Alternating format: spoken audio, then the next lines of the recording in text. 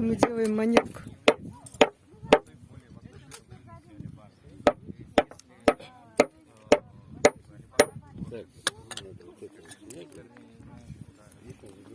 Вот такая монетка должна получиться какая-то из этих.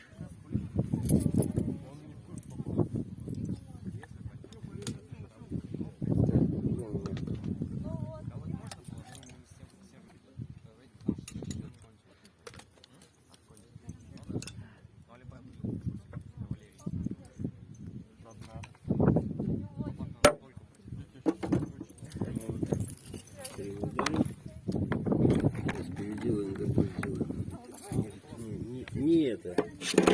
Неудачно получилось. Неудачно кривой удар получился. А второй раз уже не ударишь, потому что тут не крепится чекан, как бы не фиксируется. Сейчас я пошла. Подождите, а то горячо.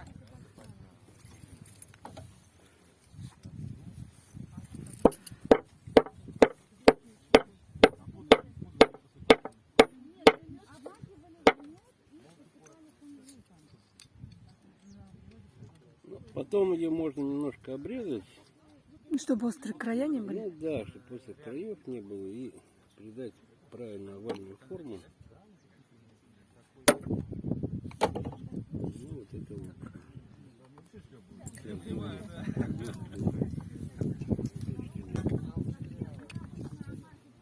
Вот такая вот монетка. Прикольно. Что, еще делаем одну? Одну пока возьму. Государь сия Руси Алексей Михайлович. Понятно.